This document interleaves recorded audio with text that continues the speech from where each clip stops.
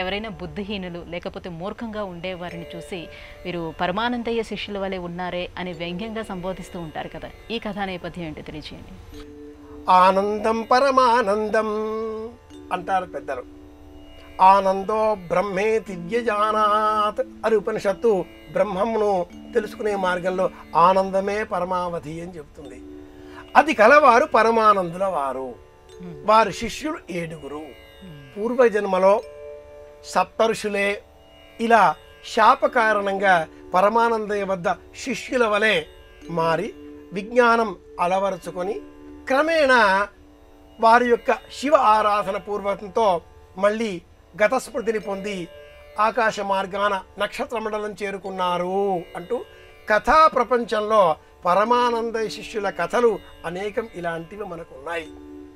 కథా సరిత్సాగరం, కథామంజరి, సహస్ర శిరచ్ఛేద అపూర్వ చింతామణి, భట్టి విక్రమార్క కథలు, భేతాళ కథలు, భేతాళ పంచవింశతి, మిత్రభేదం, మిత్రలాభం, వీటితో కూడుకుని ఉన్న పంచతంత్ర కథలు, కథలు అనేకం. కథలు ఎవరికి ఇష్టం ఉండవు? ఈ కథల నేపథ్యంలో పరమానందయ్య శిష్యులు కూడా అలా ఒక కథానికా ప్రపంచం. ఎలాంటి వారిని మూర్ఖులని మూఢులని పరమానంద శిష్యులుగా సంబోధిస్తారు అంటే, గురువుగారు ఒకనాడు తమ శిష్యులను పిలిచి వస్త్రం కాస్త చిరిగిపోయే విధంగా ఉన్నది, చిన్న గుండు సూది పుచ్చుకురా నాయనా, తీసుకురా నాయనా, పట్టుకురా నాయనా, తీసుకురా అని చెప్పగా నేనంటే నేను అంటూ ఈ 7 వెళ్ళారు. గుండు సూది చాలా చిన్నగా ఉన్నది, లేదా కుట్టే సూది చాలా చిన్నగా ఉంటుంది. 7 పట్టుకోవాలి కదా, ఏ పని చేసినా 7 చెయ్యాలి కదా. కనుక ఒక పెద్ద దూలం తీసుకువచ్చి ఆ దూలానికి ఈ సూదిని అలా గుచ్చి ఆ దూలాన్ని 7 మోసుకుంటూ తెచ్చి, గురువుగారు మీరేం చెప్పారు?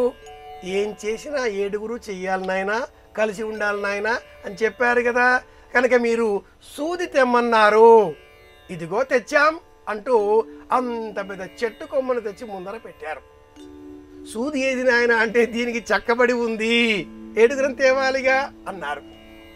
ఇలాంటి మూఢత్వంతో కూడుకున్న అజ్ఞానంతో కూడుకున్న కథలు అయినప్పటికీ వారి చర్యలు అన్నీ సమాజానికి ఉపయోగం కలిగించేవిగానే ఉంటాయి. కనుక పరమానంద శిష్యుల కథలో పిల్లలకు చెప్పవలసినటువంటి నీతి ఏమిటి అంటే, ప్రాథమికంగా ఉండేటటువంటి అజ్ఞానం కాకుండా అందులో ఉండే అంతరార్థంగా జ్ఞానాన్ని పొందాలి అనేటట్లుగా మనం వారికి ఈ కథలను చెప్పాలి. ఇది ప్రధానం అన్నట్టు పరమానంద శిష్యుల కథలలో ప్రసిద్ధమైనటువంటి కథ మొట్టికాయ, లెంపకాయ, జల్లికాయ, టెంకికాయ, ఇలాగా కూడా చాలా కథలు ఉన్నాయి తల్లి.